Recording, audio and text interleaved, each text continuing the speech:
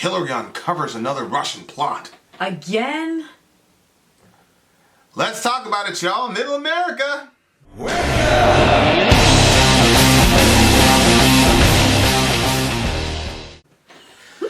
Well, here at Middle America, we pride ourselves on being a grassroots community. We are a listener-led broadcast.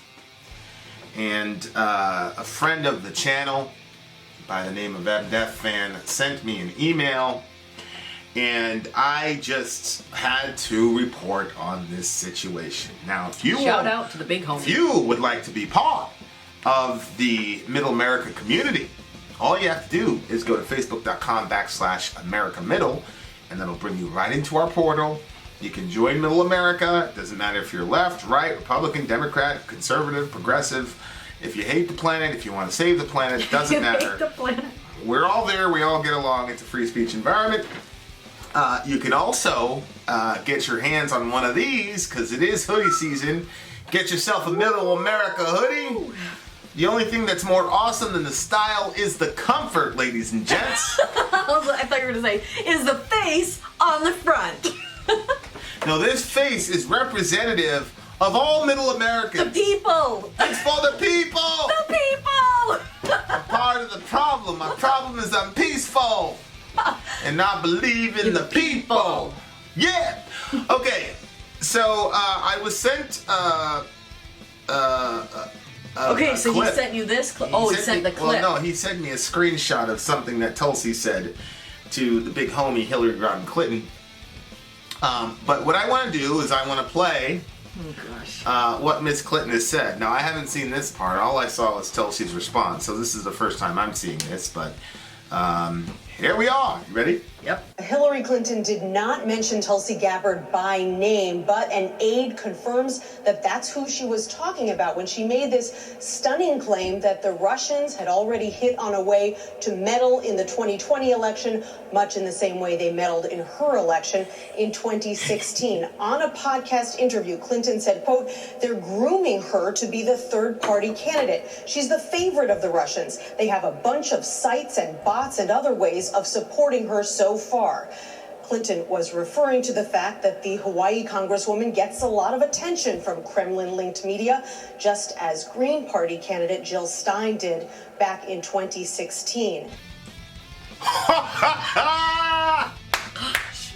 What does Dorian say? That's rich. I can't believe it. I literally can't believe. Honest to goodness, every single time this comes up, I think they're not. And they do. I cannot believe it's unbelievable. It's not rich anymore. I can't say it with a straight face. Russia? Again? Seriously? So that's all you have? The Russians are grooming her. Grooming Tulsi Gabbard to be the third party. You know, I missed this in the middle of the Democratic debate watch along. Mm-hmm.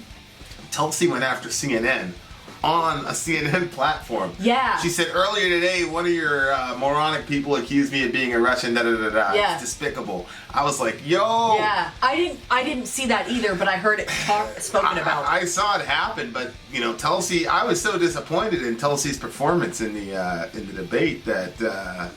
You know, look, I understand, and you know, Tulsi is my number one right now. Mm. I understand that CNN was not going to give her a lot of time. They were not going to give her a fair shake. But, I mean, you got to assert yourself, you know, and I thought, oddly enough, Amy Klobuchar, in my mind, did a better job of asserting herself and making herself heard than Tulsi did. Yeah. And I also think Tulsi consistently looking down at her notes, it's like, how hard is it to study for this stuff and speak extemporaneously? Like, you know what you want to say. Yeah.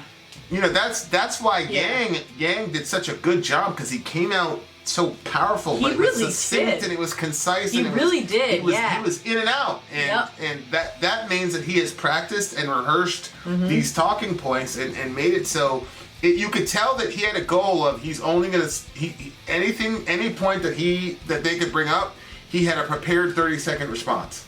so that he was never talked over, and he was never in a situation where he had to be overpowered. Tulsi's looking down at her notes, all the rest of it. But anyway, I'm digressing. This is madness. Silly.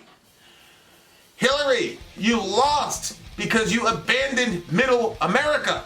Not my YouTube channel, but the people for whom the YouTube channel is named. Right. You strange human being. I was researching, because I think we might do something on Hillary just in case she starts running again.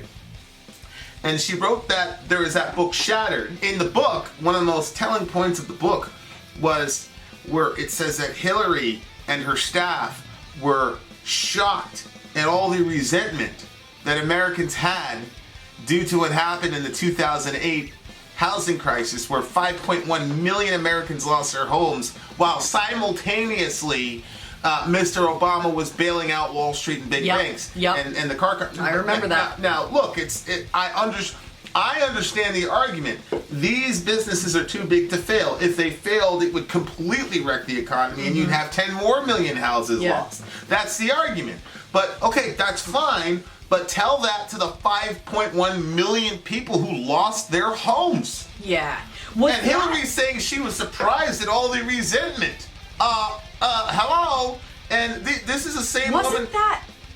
Wasn't that part of what was happening with, like, banks were giving people loans for way above what they could afford, knowing that they were going to default on those, and then taking their homes from them. Correct. So it's even more frustrating when you're like the common man and you're trying to get a place for your family, and like a basic house is, stuff was overpriced too. It wasn't just that people were finding $250,000 homes. It was that $100,000 home was overpriced. Well, that's what happens with inflation when the banks kept giving out these loans, and that the housing market was saying, well, okay, well then let's shoot up because the bank's going to pay. Yeah. It's just like the student debt crisis is the same thing. It's just like the pharmaceutical company. Right. It's the same It's thing. wrong. It was a bubble. The money wasn't real, and then it collapsed. Now, of course, the individual citizen you're responsible. You make $30,000 a year.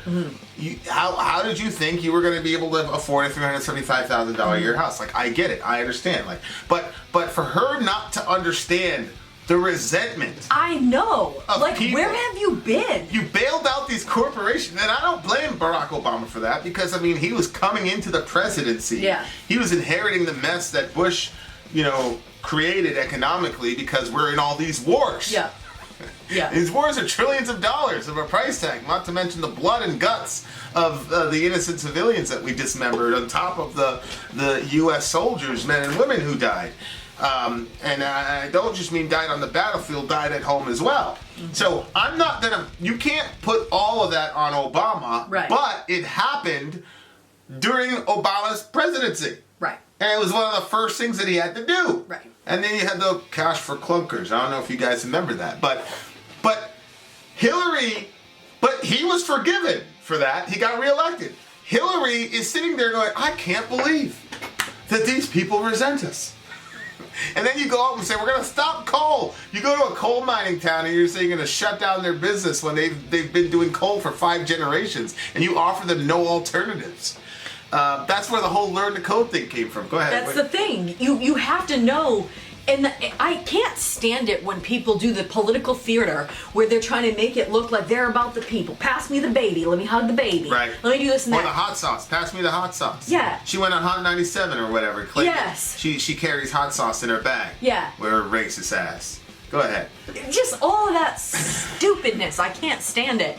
And then, like, you go, like you said, into a coal community. This is their livelihood. And then you say the points that you've been saying in other areas, and that's not even for that area. But that means that you don't really care about the people. Well, I'm not sure that Hillary doesn't care about people. Honey, how can you care about them and not have a clue that that's what's going on in their town? Well, I just think that she's spent so much time in Washington, and she's been such a millionaire, and all the people that she's around are millionaires and billionaires. Mm-hmm. I mean, Trump donated to her on numerous occasions. So this idea that she's like the arch enemy of Trump is ridiculous. Mm-hmm. Like, so they just function in a certain type of community to the point where they really do not understand. I remember I was watching Morning Joe And Morning Joe is supposedly like this right-leaning guy on MSNBC, and he was talking about it is necessary now for Democrats and leftists to understand middle America, the common man. And sure enough, one of the guys says, well, when's their time to understand us? They don't need to understand you. You're a millionaire. You dummy. They're the ones that are grinding out, trying to eke out an existence. And what did you do? You called them deplorables. You called them racist. You implied that they're all stupid and illiterate and dumb. Yep. You're gonna go fill in the. And she wonders why she lost. So like and so instead of so it was that, and then it was the Russians. What people don't remember was that before the Russian conspiracy story was spun, it was Comey. Supposedly, James Comey was an ally of Trump for releasing the email situation a week before the voting happened. Supposedly, he was an agent of Trump too. Everybody forgets that conspiracy theory. Mm-hmm. That was getting spun around. Mm-hmm. But then the Russians came, and then that conspiracy theory got spun around. And the Mueller report happened. Mueller had his meltdown because it was outside of his purview. And he couldn't tell us why. Right. It was just, it's unbelievable. And like, is there nobody in her circle that will say, stop it? Russia again. I had a count. We had Leah of the Village. And we had a count of how many times these idiots brought up Russia during the 4th Democratic debate. Do you honestly believe that you're going to resurrect the blue wall by bringing up Russia yet again? No, you need to stop. It's amazing. It's just madness. You don't think that we have Russia fatigue? You have got to have seen Jimmy Dore. Look, we're a no-name group. I mean, there's 3,000 of us here in Middle America. We're just a humble little group of people. But Jimmy Dore? Tim Pool's got 1 million people between his two channels. Jimmy Dore is over 500,000 people. I know somebody in that organization that works with HRC must be watching it. Russia again. This is unreal. Okay, so now here's Jill Stein. Now Jill Stein was basically the third-party candidate in 2016. So Jimmy Dore voted for Jill Stein. I believe she's in the Green Party. To be honest with you, I don't know how much about her. Oh, okay. Green Party, emphasis on the environment, that type of thing. But she's also a Medicare for All person, I'm sure, yada, yada, yada. Okay. And so Jill Stein, anytime there's a third-party candidate, people say, if you don't vote for a vote for Jill Stein is a vote for Trump. That's what they say. Right? Is that like the independent group? Well, yeah, they're usually like a third party is because even the term third party is crazy because there should be multiple parties, but the term third party means that we only believe there's a two-party system, which in a democratic republic we should not have a two-party system. But that's our concession that we really only have a two-party system. And so anytime you have a two-party system, the people that are at the head of the party always like to politically blackmail the common voter by saying, if you don't vote for our person, you're voting for the other person. So that was the big thing. If you vote for Jill Stein, then that's a vote for Trump. Yeah. Because you're not voting for Hillary. No, a vote for Jill Stein is a vote for Jill Stein. But this was also the thing. Hillary also said that Jill Stein was groomed by the Russians in 2016 to be a foil for her to steal votes from her. Because she believes that those votes are owed to her by divine fiat. Oh my gosh. Okay. So now Stein isn't running, but now Tulsi's running. So now Hillary's saying, oh, there was Jill Stein in 2016 and now it's Tulsi. I see. The Russians are grooming her. Do you have to understand? First of all, it's despicable that she would say that about Jill Stein, but it is really terrible. This woman went through 2 deployments. She was a medic. She was a combat medic. Yeah. She's a major in the United States military. This woman has paid her dues trillions of times more than Hillary does. This woman went into the places that Hillary sent us with these terrible votes, which actually now the second Iraq invasion wasn't bad at all because it's helping the Kurds, and now all of a sudden everybody loves Kurds, right? So most of us thought that the second Iraq invasion was wrong, but now it's right because it's helping the Kurds. I digress. But you know, Tulsi, it's unbelievable. This to me is almost the equivalent as when Trump said that John McCain was a loser because he got captured. Oh, I know. That was terrible. Like, it's blasphemous. I feel like the way that she worded that's just inappropriate too. almost It's just like. It's almost blasphemous. Like, how dare you? Here's a guy who actually had the stones to get into the Vietnam conflict and saw his friends die and got tortured by the Viet Cong. And you stood, you didn't stand anywhere. You sat down because you had bone spurs, i.e. $1 billion dad, that kept you out of your duty to go serve your country, and here you are mocking John McCain, a person that actually did it, who could have also took the same out that you did, but didn't because he had some integrity. Agree with him or disagree with his politics, but that's a sacred line that Trump crossed that he should have never crossed. And here's the thing: the minute I saw that right-wingers who supposedly love the military and have utmost, almost religious respect for the military, the minute I saw that they forgave Trump for that, I knew there was nothing the man could do. You thought the grab him by the junk thing was actually going to do something when he dissed an American soldier like that? What does that say for every MIA, KIA, and every POW? That was terrible. But honestly, here comes Hillary, not to be undone by Trump, accusing a woman who has the utmost integrity, served our country, and still serves our country with distinction, is a medic in a combat zone, has seen people die in her arms probably, has seen people yelling and screaming, talking about their wives and mothers as they pass off into the next world. And you had for bullshit wars, by the way, that you voted to send her into, and you had the audacity to say that she's being groomed by Russians? Are you out of your mind? That is completely blasphemous. Some stuff should be off limits. I totally agree. How dare you? Yeah. Her and Trump, both is absolutely disgusting, That's disgusting just crossing comments. lines that both it's just of them. like, wow. It'd be one thing if you actually did some time. If you actually held the 16 and actually did your time, Trump, it's still disgusting, but it would be one thing. But you sat out of that. You sat out of that conflict. Yeah. Same thing with Hillary. Okay, so anyway, so here's Jill Stein's response. In light of the latest, actually you read it because you got the feminine voice. Go ahead, babe. In light of the latest slanderous allegations from Hillary Clinton, I challenge her to a debate. It's past time to give the American people the real debate they deserved in 2016, but were denied by the phony DNC, RNC controlled Commission on Presidential Debates. A good point, because we all knew that Steyer, whatever the hell the guy's name is, and all these other people, Cory Booker, does anybody think that Cory Booker or Kamala Harris stand a snowball's chance in hell? Amy Klobuchar, have any of you met any human beings who are going to vote for him? Look, come on. These debates are just dog and pony shows that have nothing to do with anything. So Jill Stein challenges HRC to a debate. How much you want to bet?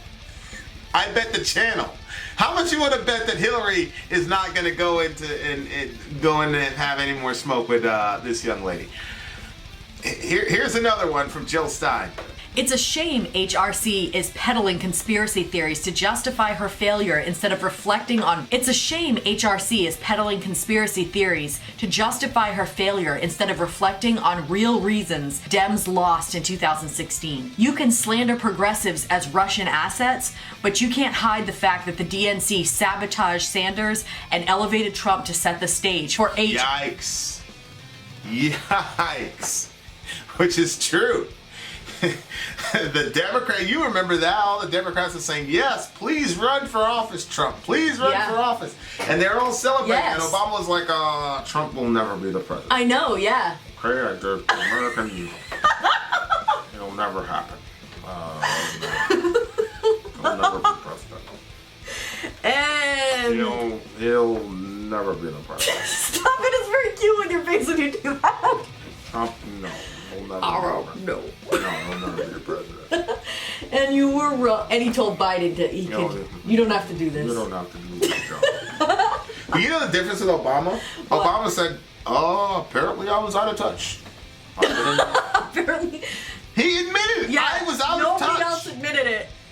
It's At least true. he didn't go to the We Russians. all saw the emails. We all saw the WikiLeaks email where the DNC completely sabotaged and stole the election from Bernie Sanders. And if we would have had Bernie in 2016, he would have converted people like us who would have actually voted Democrat for the first time in their entire freaking lives. But what did you do? Yep.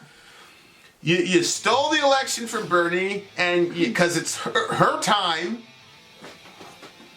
and you set up Trump, and you took a gamble because you all at the DNC are so freaking tone deaf that you didn't realize that there was a giant volcano of resentment and distress and hopelessness and fear that Trump tapped into and got all those states. Yep. That's what happened. And instead of owning and accounting for your failure, Hillary cannot do it. To this moment, she cannot do it. Nope. Look, she's not even in the presidential race. One has to ask the question, if you're not even in this current presidential race, why bring up Tulsi? Why go after her? Why? You know why? Because if she can convince people that the Russians are doing it again, then it softens the blow for her loss to her own ego. Now, I don't know if this woman is planning on running again, but lordy lord, this is madness. Okay, so we saw what Jill said. Here's what Tulsi had to say. Great. Thank you, Hillary Clinton. You, the queen of warmongers, embodiment of corruption, and personification of the rot that has sickened the Democratic Party for so long, have finally come out from behind the curtain. From the day I announced my candidacy, there has been a concerted campaign to destroy my reputation. We wondered who was behind it and why. Now we know. It was always you. Through your proxies and powerful allies in the corporate media and war machine, afraid of the threat I pose. It's now clear that this primary is between you and me. Don't cowardly hide behind your proxies. Join the race directly. You, the queen of warmongers, embodiment of corruption, and the personification of the rot that has sickened the Democratic Party for so long. Stuck for a while. That's whoa. I don't think look, in the hood, we would say that Tulsi just ethered Hillary. She I don't know what that ethered means, her. but I think it's accurate. You know that Nas song? Jay-Z. The one where he's dissing Jay-Z. Some of this is a little bit pretentious, right? It's clear the primary is between you and me. No, it's not, Tulsi. You didn't do very well in the debate. At this point, Andrew Yang came out looking a lot stronger than you. I mean, right now, I would take a Yang-Tulsi ticket. I'd feel good about a Yang-Tulsi ticket. I would not feel good about a Tulsi-Yang ticket because you're not aggressive enough. Oh, I don't think she... Okay, so when she has time to think and write things down, she comes up with this, which is gold. Right. But she's got to work on her extemporaneous posturing of herself. She has to. I understand what you're saying. So this is not, it's not between her. It's not like these are like front runners or whatever. But I mean, it would benefit her greatly if Hillary jumped on because she's right. Hillary is the embodiment of all that horribleness, and everybody's sick and tired of it. But I just thought that last line was a little bit pretentious. But shout out to Tulsi. Go ahead. I just think that you are who you are, and you know how you'll say, like, you revert to your training. Like, whatever it is that you do and that's who you are in those situations. Yeah. And if she goes over to talk to other people, like Putin or whoever, like, I just don't see her, Kim Jong-un, I don't see her standing up to these people and saying what she needs to say in the minute. You know what I mean? Like, right now, I feel like Trump goes in there and people may feel uncomfortable, but I don't feel like that Trump is going in there and letting these places walk all over him. Yeah, but I don't see people walking all over Yang. Because I don't either. He's so intelligent. I think automatically, when you have other leaders that are men and they see a woman walking in, they already don't have that respect level for them. Especially if and she's then when mildly she comes attractive. in over here, that's it. I agree. Yep. I agree. Yeah, I think Hillary would command a lot more respect to these national leaders. I agree. Than Tulsi would. The problem is that this type of aggression, I mean, this is a warrior's aggression. Mm-hmm. Like she was waiting for this to happen, and this is some crazy rhetoric right now. But I wish that fire that we're reading would have been visible in the debate. Right. So when she says this is between me and you, join the race, and the primary is between me and you, it's like, come on. Yeah. It's not. Yeah. It's not, Tulsi. You've got to show out better in a public forum. I totally agree. She keeps doing these interviews with Fox News, and it's like, Fox News voters are not going to vote for you. Like, you are awesome, but I don't think I don't think she carries enough to be able to convert a Fox News viewer. It's the leftist machine, media machine, that's against her. Yeah. And she needs to convert those people, because that's really what's going on, is that the left can't stand Tulsi. TYT hates Tulsi. They go after her every chance they get. So, you know, those are the people that she needs to convert. But good Lord, what a stinging rebuke. I've never seen anything like this in my life. The queen of warmongers. It's true. You remember when she was laughing at killing Muammar Gaddafi. I saw we kill. He died. Ha ha ha. She's you know, Farrakhan said this woman is evil. Yeah. she's an evil woman, man. She loves her some war. She loves her some blood. Does she have any kids? Yeah, you got Chelsea. Oh yeah, Clinton. that's right. Yeah, Hillary. I mean, she loves blood. She loves to send people off into war, and she loves to see people die. And she doesn't want her or anybody that she's around in harm's way. But she's fine with sending actual heroes like Tulsi Gabbard into the situation. So, I mean, she roasted her. Like I said, a bit pretentious on Tulsi's part, because Yang Star went up significantly for me. Yeah. In the last debate, and I never really took Yang seriously. You know, Ben Webb from our community was always like pushing. He was pushing Yang a year ago. I'm like, man, get out of here. Nobody's cares. Yeah. UBI is a gimmick, but like, the way that this dude engaged, man, whew. I wish she would take some lessons from him, because I think, to me, if she could have one strong showing in one of these debates, and I love the fact that she called out CNN on CNN, that's great, but when you're looking down at your notes, I'm like, man, you're going to be in a room with China, negotiating this stuff, like, I don't know, man. Or Kim Jong-un, or Iran, or all this, like, I don't know. I know. Unless you get a very, very strong Secretary of State, Tulsi, like, I don't have as much confidence in you as I did before. Yeah, I agree. But some of this is like, if you're a part of the conventional military, everything is kind of by the book, and you got to say things a certain way, and you can't make any mistakes. Like, it's really strange. Like, in Special Forces, there's actually primer on trying and failing and experimentation and thinking outside the box and all the rest of it. But in conventional and you have to. In conventional military, it's more black and white. This is what you're told to say. This is what you're told to do, and you got to do it like to the T and all the rest of it. And so I think some of that's reflected in her hesitancy to speak extemporaneously. Yeah. But you got to understand, we're in a post 2016 election era where you've got a guy who dominates by speaking extemporaneously. Yep. And so you've got to have that tool in your toolkit. Yep. And I don't think she has it. So I think that last part was pretentious, but I thoroughly enjoyed her her fire. Her takedown. So finally somebody calls Hillary out for what she is, man. Good Lord. Yep. Love your neighbor. Take care of each other. Middle America. We are the media. Till next time, guys.